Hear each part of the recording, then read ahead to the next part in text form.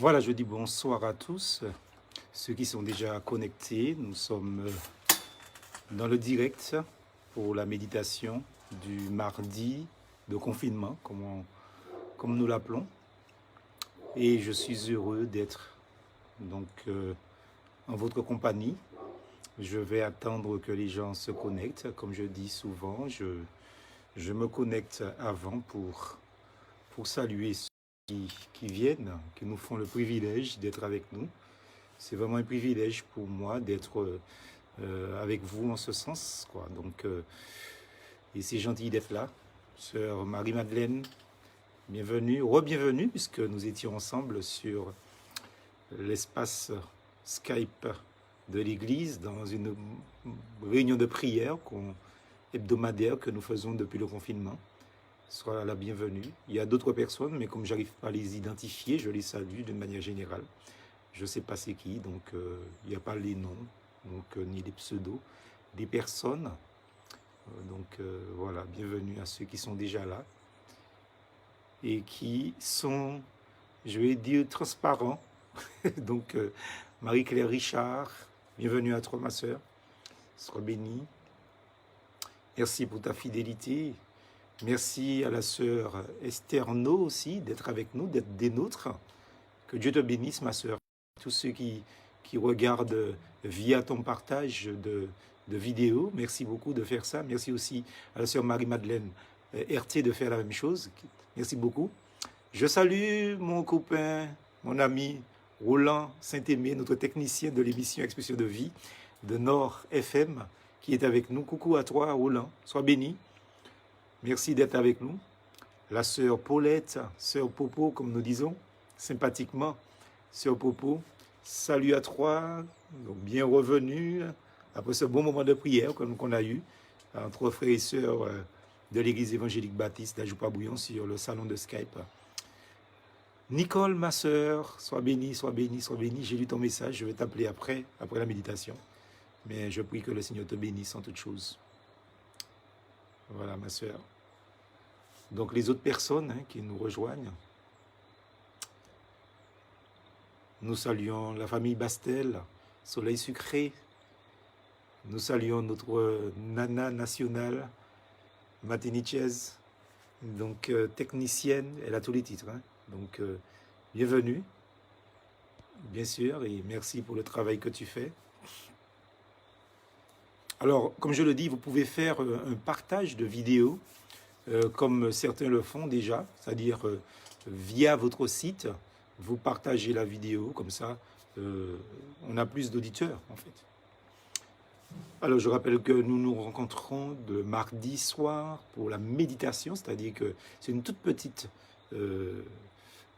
étude ou un petit mot d'encouragement qui n'est pas long. Et puis, le vendredi soir, nous nous rencontrons à 18h30 pour l'étude biblique. Là, nous aurons un nouveau thème, je ne vous en parle pas encore. Et puis dimanche matin, donc à 11h, le message, bien sûr, avec le grand public comme nous faisons là. Donc je salue José qui nous rejoint avec sa famille, la tribu Hippolyte. Je salue aussi Max. Bonsoir Max, bonsoir. La Guadeloupe, sois béni. Je salue aussi le frère François qui est là avec nous. Bien sûr, la sœur Régna aussi, donc salut, évidemment. Donc, n'oubliez pas de faire des partages de vidéos, comme certains le font déjà, et je les remercie, bien sûr, de faire ça, c'est bien. Donc, les bien-aimés qui font ça, c'est une bonne chose, parce que ça nous permet d'avoir plus, je vais dire, d'ampleur. Donc, il reste 4 minutes pour les salutations, donc tous ceux qui sont déjà connectés, nous les saluons, nous les bénissons, ceux qui sont visibles et ceux qui sont invisibles, donc j'arrive pas à détecter, je vous salue aussi. Je salue le frère Franck de l'église baptiste du Marigot. Sois béni frère Franck, que Dieu te bénisse, et salutations à toute l'église aussi, heureux de te voir. N'oubliez pas de faire le partage de vidéos. Sœur Géraldine, salut, salut, que Dieu te bénisse. Soyez la famille Arad, la tribu Arad. Je salue ma sœur Lisette. Sois bénie ma sœur, que Dieu te garde en toutes choses. Rosie la rose, donc sois bénie aussi, sœur Rosie. J'espère que tout s'est bien passé pour toi. Merci. Je salue mon frère Clément. Donc On s'est vu ce matin. Donc, heureux de te voir connecté. Sois béni, mon frère. Donc, nous prenons encore, il nous reste encore, je vais dire, 2 minutes pour les salutations. Donc, n'oubliez pas de faire le partage de vidéos, c'est important. Donc, je le dis parce que j'ai des retours, comme quoi que les gens sont très, très, très satisfaits des encouragements que le Seigneur leur donne via Internet, par les messages, les méditations, les études bibliques, etc. Donc, alors pensez à faire le partage de vidéos, puisque apparemment les gens aiment ça. Donc, c'est important. Donc, voilà. Donc, voilà, il nous reste 2 minutes pour faire cette petite méditation que le Seigneur nous a mis à cœur de partager avec son peuple. Et n'oubliez pas de partager. Alors, je rappelle que ces méditations sont en direct sur Facebook. Et puis après, donc, la sœur Johanna donc, les met sur le site de la chaîne TV, donc YouTube, qui porte mon nom, mais bon, qui est pour l'église, en fait, hein, Baptiste d'Ajoupa-Bouillon. Donc, voilà. Donc, n'oubliez pas que vous pourrez aller récupérer cette vidéo sur YouTube et partager donc l'ensemble des vidéos avec qui vous voulez. Donc c'est en usage libre, hein, donc il n'y a pas de copyright, c'est la parole de Dieu. Et ceux qui veulent l'utiliser, l'utilisent, qu'elle fasse un grand bien à tous. Nous saluons la sœur Marie qui nous rejoint aussi. Merci, merci, merci, merci. Partage d'écran, n'oubliez pas, donc c'est important. Oui, coucou la Chabine. Merci Clément. Donc voilà. Il nous reste 1 minute pour les salutations. Hein? Donc désolé, ça passe vite. Hein? N'est-ce pas? Comme quelqu'un avait dit, le mardi soir, c'est très court. Mais oui, hein, c'est une méditation. Ce n'est pas un message ni une étude biblique. Alors je ne peux pas faire plus long, quoi. Donc voilà. Quoi d'autre dire, sinon que nous sommes heureux d'être là. Et nous allons prendre le temps qu'il faut pour terminer nos salutations après ce bon moment de prière que nous avons eu avec quelques membres de notre Église ce soir sur les tribulations, qui était le thème de notre moment de prière. Une mini méditation est faite, bien sûr, avec les bien-aimés d'Ajoupa-Bouillon dans ce moment de prière. Et on a vu comment les choses sont graves en ce moment et comment les chrétiens peuvent sombrer aussi. Oui, frère Jojo, salut à toi, bienvenue, bienvenue. Que Dieu te bénisse. Content de te savoir là avec nous, dans ce direct aussi. Alors comme je dis, hein, je salue les personnes que je vois. Il y a des personnes qui sont connectées, mais je ne vois pas qu'elles sont connectées. Donc je ne peux pas saluer, je vais dire de manière individuelle, personnalisée, des personnes dont j'ignore l'identité. Et donc je les salue d'une manière générale en Jésus-Christ.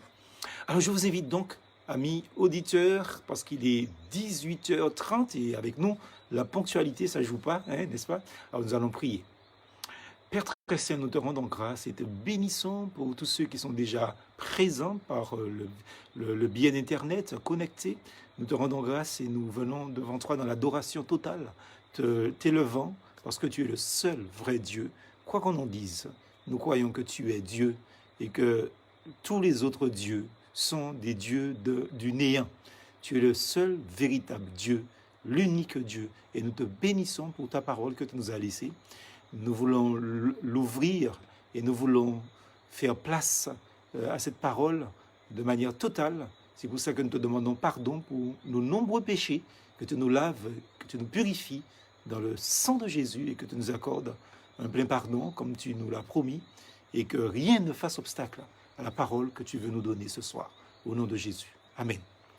Voilà, amis auditeurs, je vous invite à voir avec moi un thème, comme d'habitude. Et le thème, c'est « Rester tranquille ». Alors, vous allez me dire, pourquoi rester tranquille? Oui, des fois, on a besoin de rester tranquille, parce que, comme on dit en créole, des fois, nous cirait, n'est-ce pas? Et Dieu nous demande de rester tranquille. Alors, je vais vous expliquer ce titre tout à l'heure.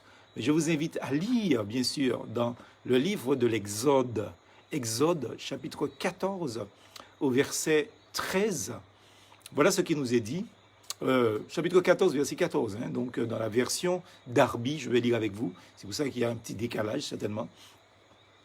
Il nous est dit, c'est un texte qu'on connaît par cœur, hein, l'Éternel combattra pour vous.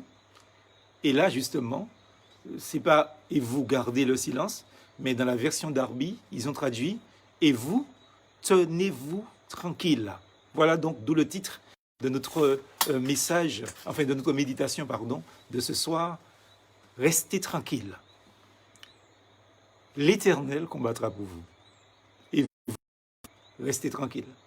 Nous savons que lorsque le grand homme de Dieu, Moïse, c'est pas n'importe qui, hein, c'est l'excellence dans le service pour le Seigneur, dans le ministère. C'est vraiment un modèle pour ceux qui se disent serviteurs de Dieu ou servantes de Dieu. Nous avons à apprendre tellement de cet homme. Et bien c'est lui qui lorsqu'il s'adresse là au peuple, c'est-à-dire les fils d'Israël, c'est-à-dire les fils de Jacob, hein, n'est-ce pas? Eh bien, les fils d'Israël n'étaient pas encore en marche.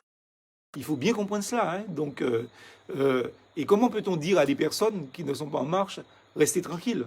Des fois, ça arrive. On peut ne pas être en marche, et puis on est turbulent, on est agité, n'est-ce pas? Et Moïse leur dit, restez tranquilles. Dans notre version, gardez le silence. Et c'est vrai que ces deux versions tiennent la route. Garder le silence, ça veut dire, ils murmuraient, ils parlaient, ils gesticulaient, ils criaient, certainement, ils étaient en colère, n'est-ce pas? Et nous verrons tout à l'heure l'objet de cette colère, certainement. Ils étaient donc, je vais dire, ils avaient la bouche haute, parce que, en fin de compte, dans cette traduction aussi, qui tient la route, restez tranquille. Donc, quelqu'un, un enfant qui bouge, on lui dit, mais reste tranquille. Et j'ai remarqué que, vous savez, ceux qui ne le savent pas, hein, j'ai deux grands garçons, des messieurs maintenant. Donc, et très souvent, il leur arrive à dire, quand je leur dis, est-ce que ça va? Ils me répondent souvent, tranquille, papa. Vous voyez, donc, c'est une expression, je ne sais pas pourquoi ils parlent comme ça, mais enfin, donc, ça veut dire que ça va bien, certainement, tranquille. Et là, Moïse, malgré le fait que le peuple n'est pas en marche à ce moment précis, eh bien Moïse leur dit, gardez le silence. Et littéralement, donc, dans la version Darby, tenez-vous là et vous demeurez tranquille. C'est le texte qu'on a lu, c'est cette version qu'on a lue, donc ce soir pour notre petite méditation. Alors pourquoi est-ce que Moïse dit au peuple, ben, tenez-vous là et restez tranquille, demeurez tranquille? Bien que n'étant pas encore en marche vers le Canaan, en route vers la patrie terrestre que Dieu avait promis, un pays où coule le lait et le miel, eh bien, il s'est passé quelque chose. Les cœurs des Israélites étaient troublés. Leur cœur était agité comme la surface de la mer devant laquelle ils campaient justement, parce que ils sont en face de la mer, ils sont bouleversés. Et ils étaient bouleversés, ils étaient désemparés. Vous voyez, des fois, nous pouvons nous retrouver dans des circonstances similaires. C'est peut-être pas la mer qui est devant nous comme l'obstacle, mais ce sont les soucis, ce sont des problèmes, ce sont des difficultés. Et nous savons que la parole de Dieu est formelle. Le chrétien aura des tribulations dans ce monde. C'est une évidence. Le Seigneur nous dit même que chacun aura pour ennemi les gens de sa maison. C'est quelque chose de terrible. Ça veut dire que les gens en qui vous avez le plus confiance seront vos ennemis. Alors nous devons être alertes sous ces choses-là, pour quand ça arrive, que nous ne soyons pas déstabilisés. Et Israël était là, ils avaient la mer devant eux. Ils étaient entourés de chaque côté par des montagnes. Et quand il y a des montagnes, on parle de surmonter des montagnes. Ça veut dire que surmonter une difficulté. Ils étaient de chaque côté entourés des montagnes. Ils avaient la mer devant. Et derrière eux, chose terrible, mais je vais dire, décourageant. Le plus décourageant que possible, c'est que derrière eux, ils avaient en fait les formidables chars de l'armée égyptienne qui les poursuivaient. Et n'oubliez pas qu'en ce temps-là, justement, Vous imaginez donc les Égyptiens étaient la meilleure armée du monde, la première armée mondiale. Ils s'imaginaient alors qu'ils auraient mieux valu en fait continuer à servir l'Égypte d'où ils s'étaient enfuis. Et nous savons que l'Égypte, en fait, c'est un symbole de ce monde. Le monde est un symbole de l'Égypte, ou l'Égypte est un symbole de ce monde.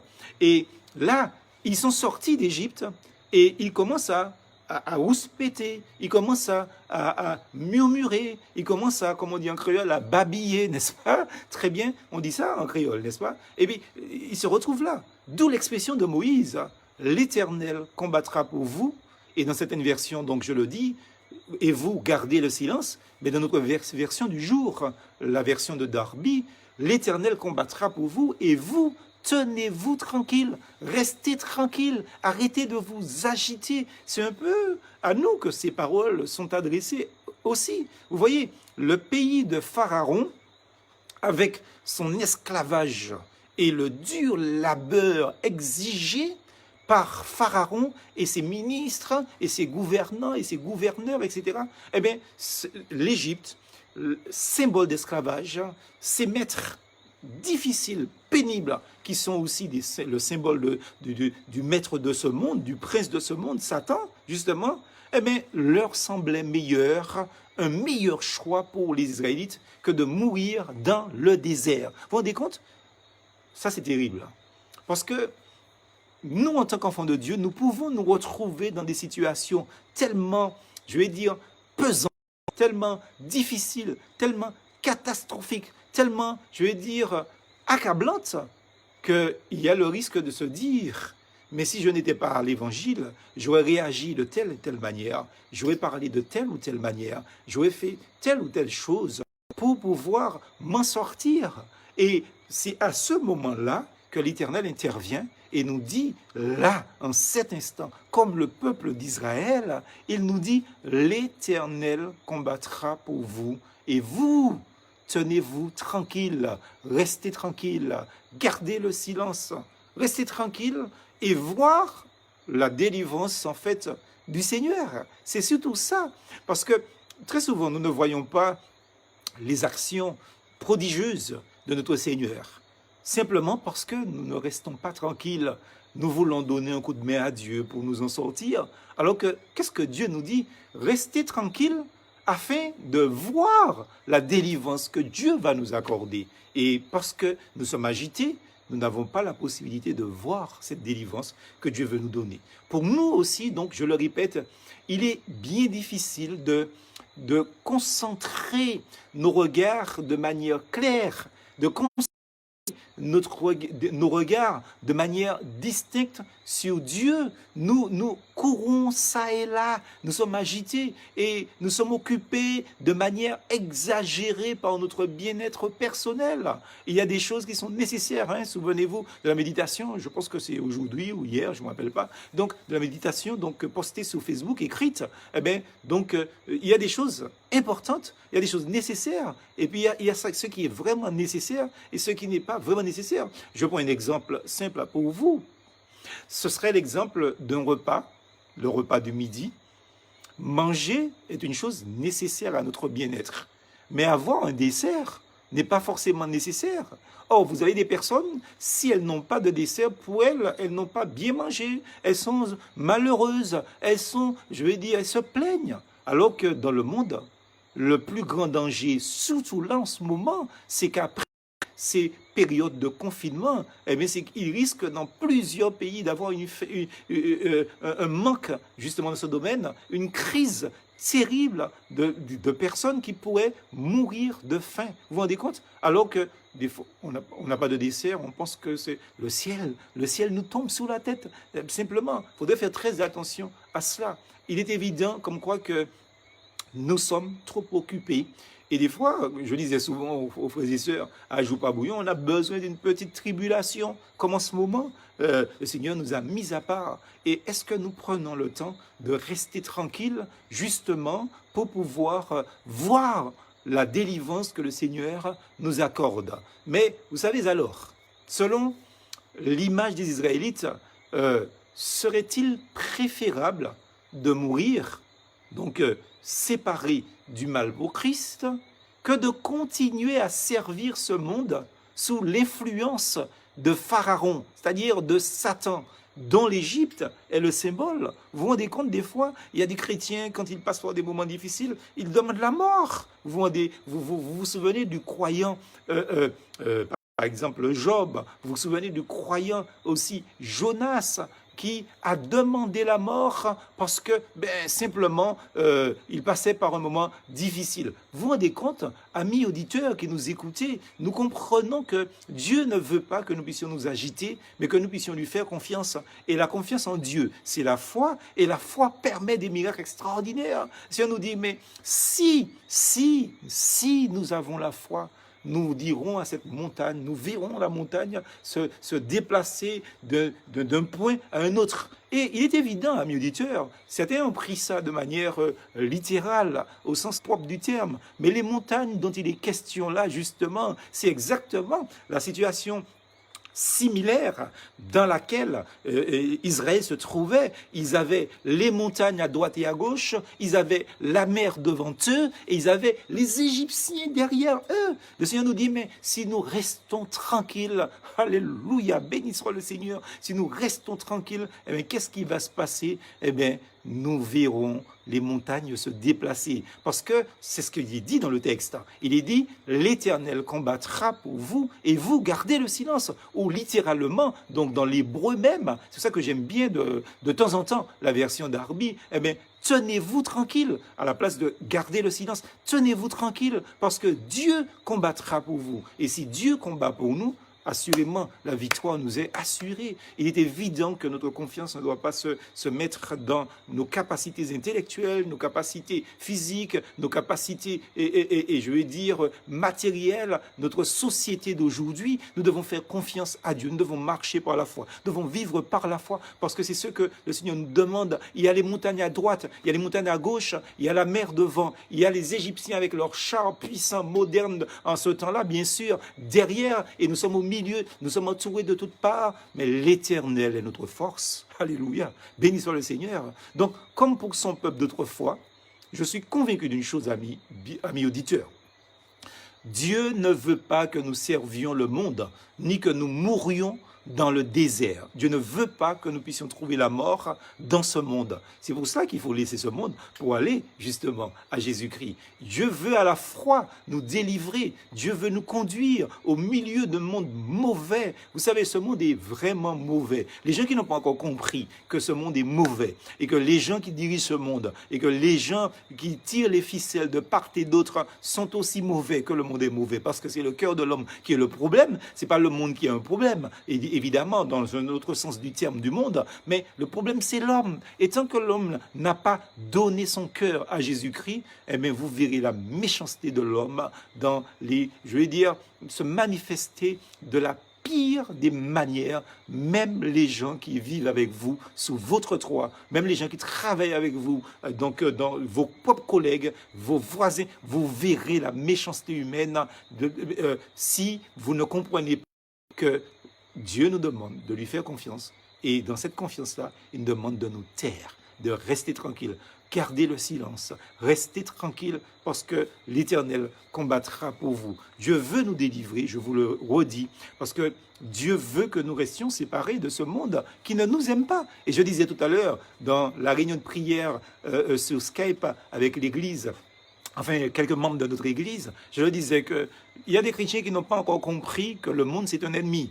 Si Christ dit « j'ai vaincu le monde », ça veut dire que le monde c'est un ennemi. Et Jean le confirme quand Jean dit justement qu'on ne peut pas être ami du monde et être ami de Dieu. On ne peut pas aimer Dieu et aimer le monde. Et c'est exactement ce que je dis toujours à beaucoup de croyants dans des conférences, dans des messages, dans des cultes, dans des études bibliques, dans des séminaires, et je l'écris aussi sur Facebook, dans les publications écrites. Je le dis, on ne peut pas avoir un meilleur ami qui a pour ami notre pire ennemi. Vous comprenez ça? Si vous n'avez pas compris ça, vous n'avez rien compris. Mais il demande de pouvoir fixer notre attention sur notre grand Dieu, notre Seigneur, celui qui est suprême, celui qui est tout-puissant.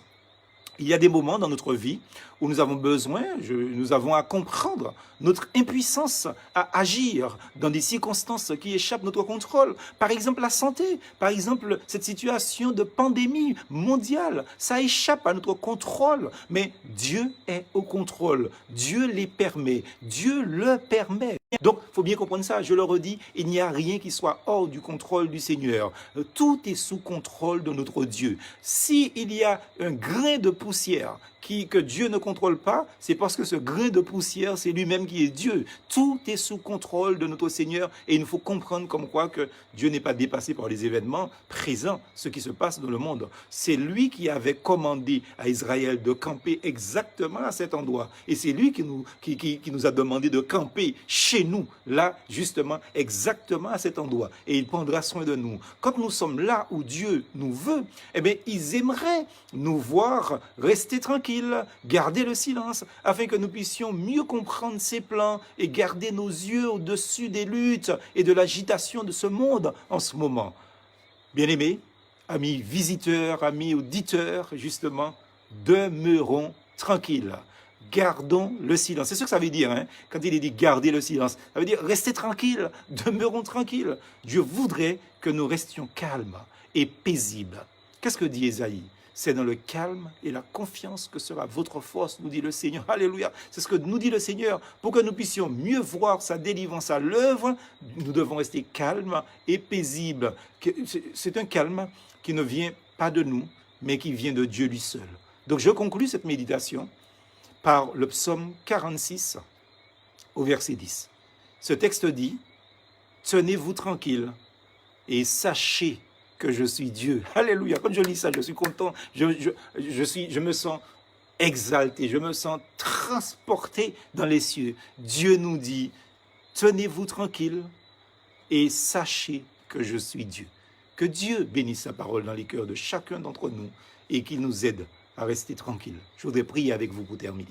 Nous te bénissons, Seigneur, parce que ce soir, tu nous rappelles qu'il nous faut rester calme et tranquille. L'agitation ne nous aide d'aucune utilité. Nous ne pouvons rien changer. Mais toi, tu tiens toutes choses sous contrôle. Nous prions pour les nombreux auditeurs connectés en ce moment, afin que tu bénisses chacun d'entre nous, chacun dans leur famille, dans leur santé, chacun dans leur activité professionnelle, chacun dans cette crise mondiale de pandémie. Nous prions pour que, Seigneur, tu gardes leur vie et que tu permettes que chacun de ceux-là qui n'ont pas encore fait la paix avec toi puissent profiter de cet instant pour faire cette introspection, pour rechercher ta face et rester tranquille. Nous qui t'appartenons déjà, toi qui as fait de nous déjà tes enfants, nous voulons entendre ce que tu nous as dit. Nous voulons rester tranquilles, dans le calme, la sérénité, la paix, parce qu'effectivement, rien ne sert de se décourager et de s'agiter. Toi, tu combats pour nous, et c'est ça l'essentiel. Nous t'avons prié dans le nom de Jésus. Amen. Voilà, amis auditeurs, comme chaque fois, je vous rappelle nos rendez-vous de confinement, le mardi soir pour la petite méditation, comme ce soir, le vendredi soir pour l'étude biblique, qui est beaucoup plus longue, et puis le dimanche matin à 11h pour le message dominical de confinement. Alors, soyez bénis, soyez enrichis, merci pour votre fidélité. Comme d'habitude, je vous dis la phrase classique, plus force en Jésus. À bientôt.